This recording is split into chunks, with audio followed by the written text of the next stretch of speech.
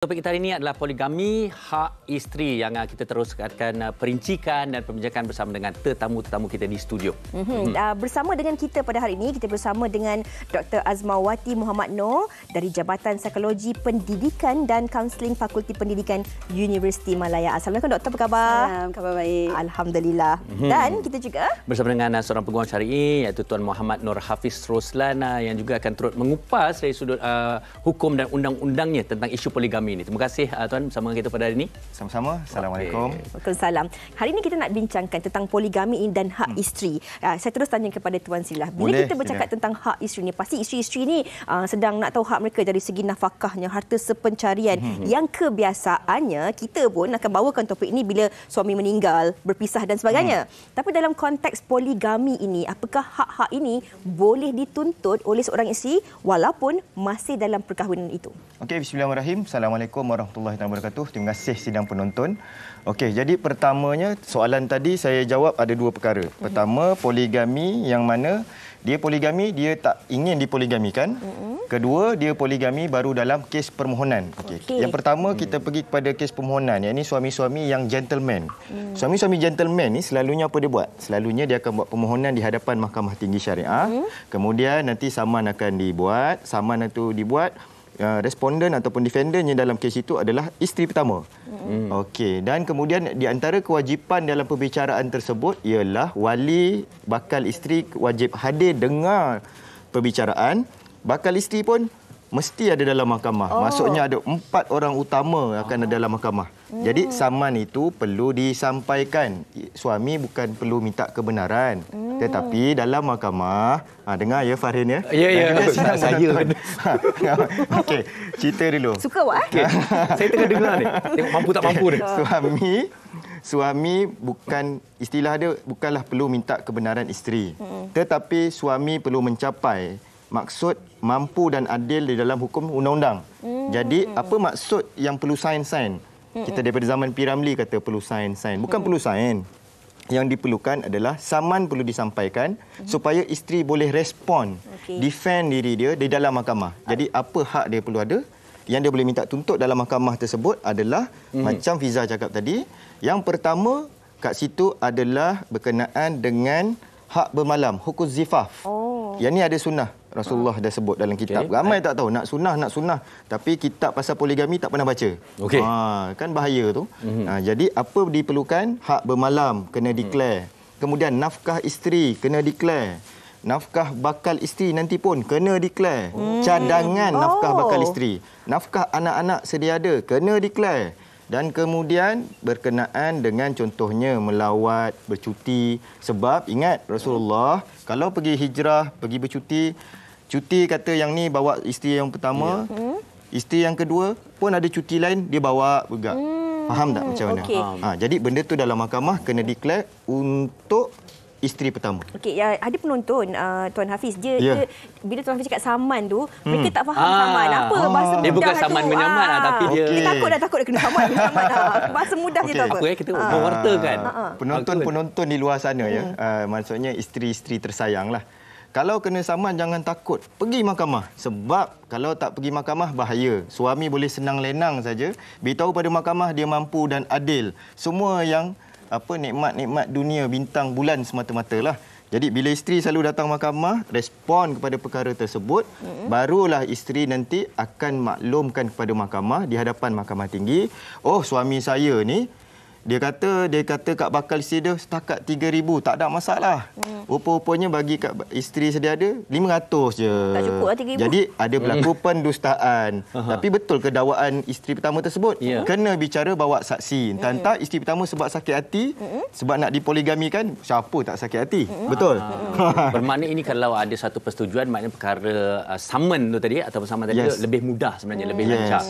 Okey, baik. Tadi saya nak nyambung Tuan sikit sebenarnya. Tuan kata yang gentleman, saya yang gentleman itu.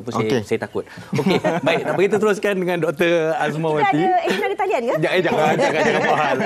Okey, kita nak tanya pada Dr. Azmawati. Okey, kita dah mendengar situasinya, situasi seorang suami ingin berpoligami di mana semua pihak perlu ada bersama.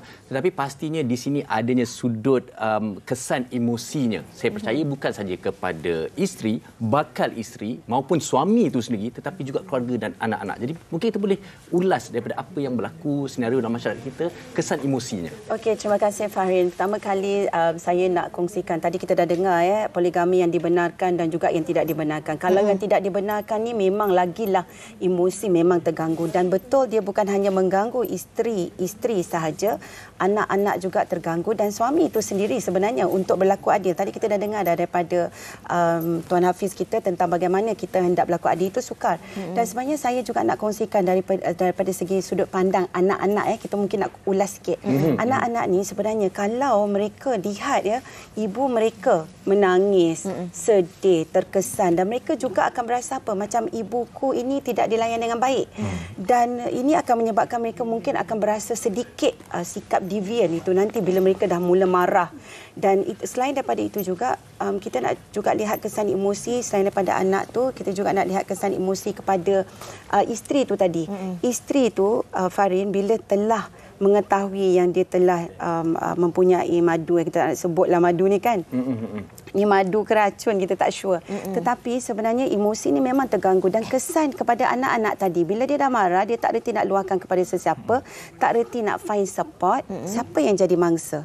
Mangsanya anak-anak. Dan ini ada dalam, kita panggil dalam psikologi, self defense mechanism yang disebut projeksi. Kemarahan itu akan dialihkan kepada anak, dan anak itu mungkin dipukul, dan anak itu mungkin jadi berdendam. Berdendam bukan pada ibu, mungkin dia cuba nak faham ibu dia, tetapi kepada ayah tadi juga. Jadi kesan emosi ni kepada semua. Dan lepas tu kita lihat timbang tara balik, bila kita tengok ayah ni nanti bila dah tengok keadaan sebegini, dia akan mulalah selalunya apa yang berlaku, menghilangkan diri dan pergi ke rumah satu lagi, dan ini yang kita kata tadi, tidak berlaku adil. Itu macam lagu Piramli dulu kan? Benar? Senangnya dalam hati. Macam tu Jangan ikut lagu tu. Okey. Tuan Hafiz, kita nak berbalik kepada soalan tadi. Kalau kita melalui pembacaan, ada juga dalam kes-kes tertentu yang mana apabila si suami ini memohon untuk menambah seorang lagi isteri dengan pengetahuan mahkamah. Kemudian si isteri pertama ini membuat tuntutan-tuntutan tertentu dalam tempoh perkahwinan itu. Contohnya seperti rumah yang dibeli dengan harta sepencarian, kereta yang dipakai, jumlah nafkah yang akan dibagi setiap bulan untuk isteri pertama dan juga bakal isteri kedua itu. Jadi dalam konteks begini, mungkin ramai juga para isteri yang tak tahu bahawa mereka boleh menuntut ataupun membuat tuntutan itu walaupun masih lagi berada dalam perkahwinan. Sebab diorang selalu ingat macam minta izin je, tapi harta macam mana tu Tuan Hafiz? Okey, satu kesilapan umum sidang penonton saya pesan terutamanya pada wanita-wanita hari ini. Pertama, tuntutan-tuntutan tersebut bukan hanya boleh diminta ketika berlaku perceraian ataupun berlaku kematian baru nak failkan harta pencarian. Tidak. Kalau dalam kes seperti mana yang saya maklum sebentar tadi, kes poligami boleh mohon terus, kat situ ada pengisytiharan harta pencarian, nafkah dan sebagainya. Okey, yang tu memang by law. Dalam buku undang-undang ada. Ini nak kita cerita apa-apalah kisah yang mana tiba-tiba dah berkahwin.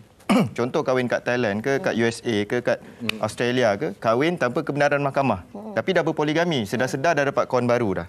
Abang bawa kawan baru, contoh kan. Yang tu yang boleh masuk mahkamah ke tidak, macam apa nak tuntut, mesti kena cerai ke tidak. Tidak semestinya puan-puan. Apa yang boleh dibuat adalah pada ketika itu ada beberapa seksyen yang akan menjaga hak-hak sebagai seorang isteri. Pertama, berkenaan dengan nafkah. Sebab bila dia tak lalu undang-undang, dia tak buat pun deklarasi harta pencarian. Dia tak buat deklarasi nafkah. Dia tak buat deklarasi berkenaan dengan hak bermalam. Pada ketika itulah kita masukkan permohonan-permohonan, contohnya permohonan berkenaan dengan nafkah. Nafkah kita, nafkah anak, Seksyen 70, Seksyen 73. Kemudian ada Seksyen 79. Kalaulah kata kemudian dah dapat perintah, kuasakan perintah pun sama, semuanya ada. Kemudian deklarasi harta pencarian. Tak semua orang yang dipoligamikan nak bercerai. Yang pertama lagi saya nak beritahu kepada sidang penonton di luar sana berkenaan dengan kita selalu panggil isteri pertama, isteri kedua, isteri ketiga. Tidak. Dalam Islam, isteri. Hak isteri nombor 1 kah, yang terkemudian nombor 2, nombor 3, nombor 4, hak isteri dalam Al-Quran tetap sama. Sama. Hak isteri. Yes. Dia bukan hak isteri pertama. Dia bukan hak isteri pertama, isteri kedua, isteri ketiga. Okay. Tetapi di dalam Islam meletakkan sesuatu kepada tempatnya. Kita bukan liberalism, kita bukan mengambil pandangan-pandangan Maxim Barat. Kita dalam pandangan Al-Quran meletakkan suatu haknya ni adalah contoh kita ada anak yang dah besar, umur 10 tahun dan kita ada anak kecil yang umur 3 tahun. Kita ada kek yang besar, kakak dapat kek sebesar satu slice. Slice yang untuk anak 3 tahun tak sama slice-nya macam kakak yang dah 10 tahun. Begitu juga dengan keperluan isteri tersebut. Baik. Oh, banyak isteri-isteri tu. Okey, tapi tak apa. Doktor, secara idealnya lah kita dah membincangkan sebenarnya kalau katalah perkara ini tidak dibolehkan, pasti ianya telah didatakan dalam hukum, ianya memang diharamkan maupun dalam mahkamah pun tidak mengizinkannya. Kita melihat satu sudut yang ideal di mana ada juga pasangan-pasangan berpoligami yang bahagia, yang sememangnya begitu tenang dan realistik sekali. Jadi bagaimana seseorang isteri ataupun mana jua pasangan harus melalui situasi ini untuk menjadikannya ia lebih dinamik, lebih tenang dan juga realistik untuk semua. Okey, thank you Farid. Sebenarnya bila kita bercakap tentang dinamik, kita kena lihat kepada keadaan yang sentiasa berubah-ubah dalam keluarga itu. So dalam kes ni poligami dia ada perubahan baru iaitu mempunyai kawan baru tadi kan macam Hafiz kata tadi ada kawan baru. So sama juga begitu. Sebenarnya bila kita nak melihat daripada segi aspek bagaimana kita hendak jaga diri ya daripada segi mungkin kesihatan mental itu sendiri ya. Wanita walaupun kita sebenarnya yang kes-kes yang saya terima sendiri bila kita dengar sama ada poligami itu dibenarkan tercala sedikit sebanyak ya dah ada kesakitan di situ. Memang tak boleh lari daripada kesakitan itu. Cuma bagaimana untuk kita tidak kita kata aibkan diri dengan pergi serang menyerang mungkin. So jadi di sini kita kena kuatkan, kita kena pasangkan diri kita. So self care is very important. Coping skills itu sendiri coping skills itu sendiri sangat penting. Dalam mekanisme saya nak tanya ya pada untuk wanita-wanita di luar sana, berapa lama dah kita tidak menjaga diri kita sendiri? Selalu sahaja kita menguruskan orang lain tapi bagaimana dengan diri kita sendiri? So di sini pentingnya untuk kita menguruskan kesihatan mental kita juga daripada segi pemikiran. Dan sebenarnya bila kita dah faham tentang, kita tahu memang poligami itu dibenarkan dan ini telah berlaku. Jadi ambil tindakan rasional, kita take a step back, kita assess situasi dan kita lihat bagaimana perasaan dan emosi kita ini hendak kita jaga dan selepas itu kita ambillah tindakan yang bersesuaian insya-Allah. Saya sangat suka apa yang doktor katakan ini. Yang penting kita ni kadang-kadang kita terlalu memikirkan apa yang berlaku di sekeliling kita sampai lupa untuk menjaga dan juga menyayangi diri kita. Coping kita kena ambil masa bertenang dan kemudian kita cuba menyelesaikannya secara rasional. Namun daripada apa yang Tuan Hafiz dan juga doktor katakan tadi, kita bercakap tentang konteks poligami ini yang dibenarkan. Namun ada juga dalam kalangan penonton-penonton kita yang daripada pembacaan, perkongsian ramai juga sebenarnya yang mana mereka ni memang pada awalnya memang tidak memilih untuk hidup bermadu tetapi mungkin takdir menjadikan mereka ini dalam kehidupan bermadu dan ada juga yang sangat-sangat bahagia dan sangat baik dengan madu-madu mereka walaupun pada awalnya mempunyai masalah. Tapi ini juga yang kami nak kongsikan perkongsian ini bersama dengan anda penonton-penonton wanita hari ini. Kita dengarkan. Kehidupan berpoligami pasti tidak mudah diterima oleh setiap insan yang bergelar isteri. Adat menumpang kasih. Sedar tentang kedudukannya sebagai isteri kedua, wanita yang hanya mahu dikenali sebagai Farah, 37 tahun, menceritakan tentang sisi positif dan kemanisan hidup berpoligami. Sama seperti golongan Hawa yang lain, dia sendiri pernah menjadi insan yang menolak untuk berpoligami, namun segala-galanya berubah apabila dia kini bahagia menjalani kehidupan bersama madu tersayang. Ya, saya adalah isteri kedua. Jadi perkahwinan saya alhamdulillah dah nak masuk tahun ke-8. Berkenalan dengan suami pun lebih kurang dalam 3 tahun macam tu sebelum kami decide nak kahwin. Mula-mula memang banyak sangat rintangan sebelum nak halalkan hubungan. And awalnya juga masa saya tahu dia suami orang, memang saya ada menolak lah. Sebab saya tahu isteri mana yang rela suami diambil orang kan. Kalau saya berada di tempat isteri pertama pun, saya akan menentang sedayanya. Tapi itulah orang cakap kalau dah jodoh. Macam mana? And before that, saya dan suami memang buat keputusan bersama untuk memohon poligami dengan cara yang betul, bukannya dengan cara kahwin lari ke atau sebagainya lah. saya pun ada maruah juga. Saya tak nak malukan keluarga. Saya pun tahu macam mana perasaan isteri pertama. Saya nak perkahwinan saya ni pun diiktiraf dan mengikut undang-undang. Walaupun benda ni ambil masa yang lama, tapi alhamdulillah akhirnya isteri pertama setuju untuk membenarkan suami berkahwin lagi. Tapi yang pastinya dengan banyak syarat lah yang melibatkan kewangan dan sebagainya. Alhamdulillah penerimaan kedua-dua keluarga pun semuanya baik-baik je. Tapi tipulah kalau saya cakap selama 8 tahun ni tak ada langsung pergaduhan. Memang ada pada awalnya, tapi lama-lama kami pun dapat sesuaikan dirilah.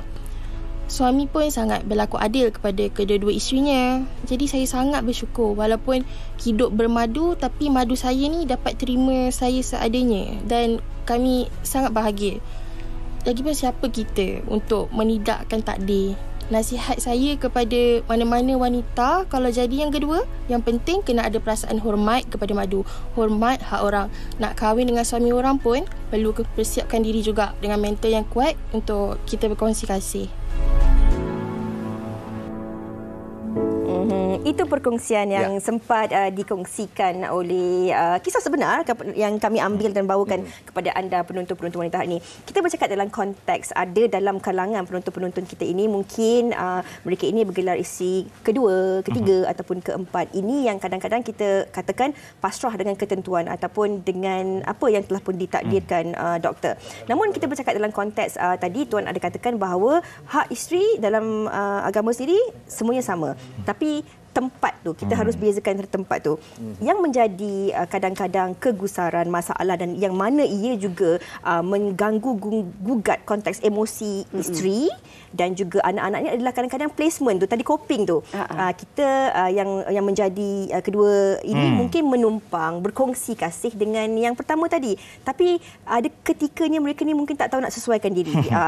Dia berlebih-lebihan dalam sesuatu perkara yang ini juga boleh memberi impak yang besar terhadap isteri pertama. Betul. Dah bula-bula dah okey nak terima tu, tapi dia pula tunjuk yang berlebih-lebihan yang tidak menjaga. Rasa tak adil. Tak menjaga hati keluarga yang pertama. Itu penting tu saya rasa Dia sebenarnya. pula jadi nombor satu lah.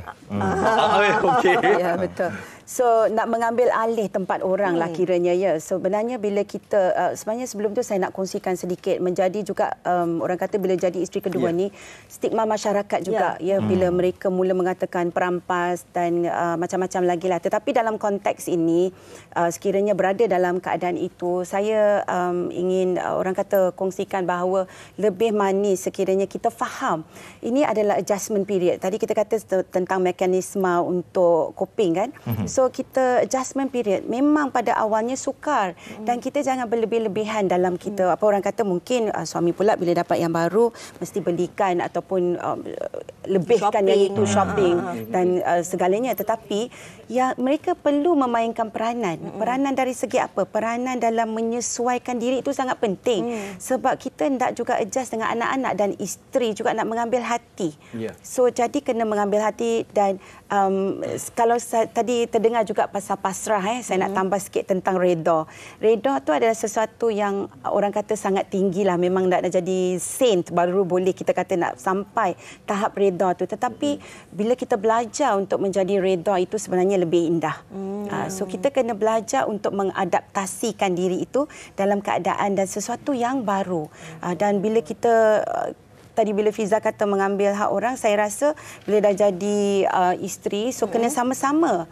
Again, penyesuaiannya. Orang kata kita berkongsi lah kan. Berkongsi. Jadi itu lebih manis kan? Lebih manis. Jangan kita berlebih-lebihan. Tahu tempat masing-masing. Saya nak tambah sedikit. Yang menjadi masalah je adalah dalam mana-mana kes yang saya bawa. Pertamanya, sama ada dia isteri yang sedia ada ataupun isteri yang baru menjadi isteri, kedua, ketiga atau keempat. Memahami kedudukan masing-masing. Menghormati kerana dalam poligami ni nak bahagia, toleransi. Betul. Dan yang tunjang paling utama dalam perkahwinan poligami adalah suami. Suamilah yang akan menjaga emosi, kasih sayang. Nafkah ni kena ingat, nafkah ada dua.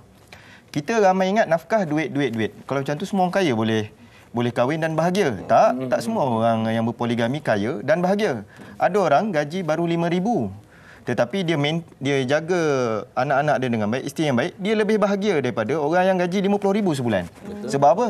Sebab suami itu pandai dalam mendidik anak-anak, mendidik isteri. Saya balik pada nafkah tadi. Nafkah ada dua. Satu nafkah jasadiah. Nafkah jasadiah ni yang kita panggil dari sudut nafkah batin. Okey, tetapi dalam pada masa yang sama ada nafkah kewangan.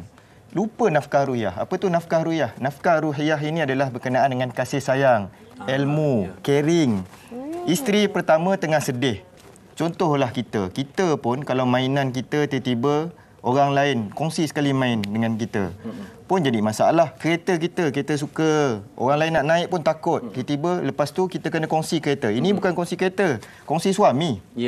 Dan orang tu adalah manusia. Kena ingat, isteri kita manusia sama macam seorang suami juga adalah seorang manusia. Jadi apa kena buat? Pertama, yang perlu dibuat oleh suami adalah memahami isteri masing-masing. Macam mana dia nak berlaku mampu dan adil kalau dia tak faham isteri dia. Isteri pertama ada hak untuk cemburu, ada hak untuk marah. Salah, minta maaf. Kenapa susah sangat suami nak cakap dua perkara? I love you, I'm sorry. Kalau dah salah, cakap minta maaf. Kemudian, apa yang dah salah tersebut... ada luahan senyum. I love you, I'm sorry. Jelas seorang wanita. Saya sambung sedikit sebab masa kita tak banyak. Kenapa apabila suami lupa perkara ni, maka berlakulah contohnya pengabaian, blok sana sini, tak nak bercakap. Sebab saya nak beritahu kepada Fahrin, kepada Fiza, kepada doktor dan juga sidang penonton wanita hari ini. Poligami ini boleh bahagia ada 3 pecahan. Pertama, poligami yang tahap Maulana lah. Isteri dan isteri shopping sama-sama, bahagia. Anak dan anak pun sama-sama. Memang dalam sebagai satu keluarga. Ada ke tidak? Ada. Cari, mesti jumpa. Ada ramai juga yang kita dapat. Kemudian yang kedua, bahagia juga. Okey, tapi tengok macam mana. Yang kedua ini bahagia isteri. Isteri dengan isteri dia tak boleh. Bila abang pergi sana, abang dengan kita sana aja. Jangan cerita pasal sini. Tapi anak-anak boleh bersama. Itu bahagia juga. Tapi cara gitu. Sampai ke sudah, isteri dan isteri ni dia tak akan bersama. Tapi bahagia. Dia tak bergaduh, tak serang-menyerang. Perjalanan elok, suami pun akhirnya peace of mind, boleh bekerja dengan baik, bagi nafkah elok-elok kepada keluarga. Yang ketiga, dalam kes saya selalu nampak, yang ni yang selalu. Bergaduh habis. Baik isteri, anak, bakal anak. Sampai ke sudah, sampai berebut bila si suami ini meninggal dunia, bergaduh, menghalang hak-hak, faraid dan sebagainya. Itu berdosa dan hukumnya haram. Okey. Last sekali daripada saya adalah yang paling penting dalam tajuk ini adalah peranan suami. Okey. Betul. Tuan, kalau boleh kita nak menyampuk sedikit. Yang Tuan katakan tadi, yang selalu, kes yang selalu ni, yang kadang-kadang isteri dengan isteri bermasalah, anak dengan anak. Ini yang kita nak kongsikan dalam topik kita hari ni. Hak isteri dan anak-anak itu. Kalau dalam konteks yang sebegini, ini mungkin boleh menimbulkan masalah. Kalau tak tahu, dirahsiakan poligami ini. Anak-anak tak tahu hak. Kadang-kadang kita tak tahu. Kita yang seorang di utara, seorang di selatan contohnya. Bila kita berjumpa, kita tak tahu pun adik-beradik. Itu kan boleh menimbulkan masalah. Sangat bahaya. Jadi disebabkan oleh itu, undang-undang minta untuk kita kalau nak jadi gentleman mohon kat mahkamah. Kalaulah kamu tak gentleman sebab kamu nak I am sorry, kamu nak minta maaf daripada minta izin. Kemudian baru cerita. Maksudnya contoh macam kisah-kisah yang menggemparkan satu Malaysia, minta maaf dululah. So bila kalau nak minta maaf sekalipun akhirnya mesti kena ke mahkamah. Apabila kamu ke mahkamah, ceritakan apa yang betul. Apa yang kamu buat salah adalah kamu berdosa sebab kamu tak jujur dengan isteri kamu. Itu dosa kamu. Tetapi jangan culas dengan nafkah. Penat orang yang berpoligami tapi bahagia. Jangan bagi fitnah pada poligami. Kerana Rasulullah itu pun berpoligami. Sahabat pun ramai berpoligami. Ada sahabat yang tak berpoligami, ada sahabat sampai ke meninggal dunia tidak berkahwin. Ada. Sebab di dalam Islam itu cantik. Al-Islam yu'la wa la yu'la alaih. Maksudnya kita nak faham kat sini dari sudut undang-undang apa yang isteri kena buat. Pertama saya tertarik bila doktor kata. Doktor kata dalam coping dan juga apabila Fiza kata tahu tempat masing-masing. Isteri kedua kena faham tempat dia. Isteri pertama pun kena faham tempat dia. Dengan syarat jika sekiranya nak keluarga yang bahagia, suami pun tidak pening cari nafkah elok-elok, sayang semua. Pada ketika itu pastikan nafkah dibagikan dengan betul. Hak bermalam dibahagikan dengan betul. Memahami tempat masing-masing, jangan mengadu domba. Dan sepatutnya seorang suami, yang saya nampak klien saya lah, ni klien saya. sebab saya dah 12 tahun beramal. Dalam klien saya yang berpoligami, sebab saya banyak kes poligami, saya pun tak tahu kenapa. Jadi, klien-klien poligami, saya selalu nasihat, kamu nak berpoligami, kita mohon. Tapi pertama, saya paling marah orang yang memberi fitnah kepada poligami. Sebab apa? Sebab poligami itu baik, elok. Tetapi orang yang bawa poligami itu yang menyebabkan tabu dan polemik kepada orang poligami. Penat pada orang yang buat baik. Apa yang diperlu buat oleh suami adalah pada ketika itu, jalankan laksana hak dan tanggungjawab dengan betul. Jika ada isteri yang mana ketika itu dalam keadaan marah dan sebagainya, bawa berbincang, pujuk. Macam doktor cakap tadi. Doktor pun, Fiza pun kalau saya tanya, menggigil nak jawab, nak bagi suami, nak bagi poligami ke tak. Sebab dia lumrah. Sebab lumrah. Saya belum kahwin, saya lagi takut. Sebab lumrah. Sebab lumrah, memang semua orang, bukan hanya perempuan, lelaki pun tak suka barangnya dikongsi dan diambil oleh orang lain. Betul. Kalau saya boleh tambah sikit je. Dalam surah An-Nas tadi boleh you katakan, surah An-Nas pun berkata suami kalau dah mempunyai cawangan lain katanya, ataupun tidak boleh menzalimi isteri, itu sangat tepat. Jadi poligami itu adalah sesuatu yang baik sebenarnya. Tetapi bila tidak jujur, emosi wanita ini tercala. Dan kita bukan risau sahaja keadaan itu, dengan anak-anak juga. Kesan yang amat besar. Jadi saya kira sebenarnya dia bukan isu poligami, tapi cara sebenarnya. Tata cara. Cara dan pembawakan dan sebagainya. Okey, dan satu lagi mungkin saya boleh kongsikan juga, kadang-kadang ada di kalangan para isteri juga, ada kisah-kisah saling memprovokasi, saling membanding-banding. Dia lebih, dia kurang dan sebagainya. Itu membawa masalah. Baik, doktor, bila kita melihat dari keseluruhannya lah, daripada sudut pandang hati seorang wanita maupun dari seorang yang telah mendengar pelbagai luahan dan sebagainya, kalau kita nak lihat sebenarnya bagaimana kita nak menerima perkara ini dengan hati yang terbuka dan kata kita untuk menampakkan bahawa poligami ini sebenarnya suatu benda yang baik, yang indah dan ada hikmahnya. Silakan. Ya. Okey, terima kasih Farid. Sebenarnya poligami ni seperti yang kita dah dengar tadi, Tuan Hafiz kita dah explain panjang lebar ya. Poligami ni ada sesuatu yang dibenarkan. Baik atau tidak penerimaan seseorang itu berbeza. Because semua orang mempunyai personality berbeza, semua orang mempunyai perasaan yang berbeza. Kalau dia nak marah, dia ada hak untuk marah. Dan marah itu sebenarnya kalau pandai dipujuk, dididik, dijaga oleh sang suami, insya-Allah semuanya okey. Dan berbalik kepada isu poligami ini, sekiranya dijalankan dengan baik dan lama-lama, mula-mula memang sukar, tetapi masa kan kita kata time heals kan, slowly semuanya akan dalam keadaan yang baik. Sebenarnya kalau kita lihat, keadaan itu akan menjadi lebih indah bila kita bersekali, ya, bila sang isteri boleh bersama untuk membincangkan bagaimana untuk anak dengan lebih baik, dan anak-anak juga mempunyai role model yang lebih. Contohnya ada dua umi for example yang boleh bagi kasih sayang yang lebih banyak, dan juga boleh mungkin isteri-isteri juga bekerja dan boleh membantu daripada segi ekonomi untuk anak-anak tu juga sendiri. Dan anak-anak ni juga boleh kita lihat sudut pandang yang positif bila mereka mempunyai kesefahaman dan mereka ini boleh belajar di antara satu sama lain dan menyokong. So, adakah ini sebenarnya indah? Tapi sebenarnya peranan ini kepada suami-suami di luar, saya nak sampaikan bahawa peranan suami itu sangat besar dalam mendidik isteri, ya, dalam mendidik isteri dan anak-anak. So, keluarga itu adalah satu tanggungjawab suami sebenarnya. Saya suka apa yang doktor katakan itu tadi, yang mana suami merupakan tunjang kepada keluarga, dan bagaimana pula kita sebagai individu mengambil masa untuk menerima keadaan-keadaan tertentu. Betul. Kita bercakap tentang konteks kehidupan kita ni, jalan dan cerita kehidupan kita ni berbeza-beza. Apa yang akan berlaku selepas jam 12 ini dan esok kita tak tahu. Jadi kita sebagai masyarakat juga tidak boleh terlalu memprovokasi, mempunyai pandangan sini ataupun beri komen-komen yang kadang-kadang melampau kepada pihak-pihak tertentu yang sehinggakan macam Tuan Hafiz katakan tadi, boleh menimbulkan fitnah kepada konteks poligami itu sendiri. Sebagai rumusan untuk topik kita pada hari ini, sesuatu yang disampaikan. Untuk kepada semua sidang penonton wanita hari ini, pada hari ini, pertama pada wanita, fahami hak-hak masing-masing.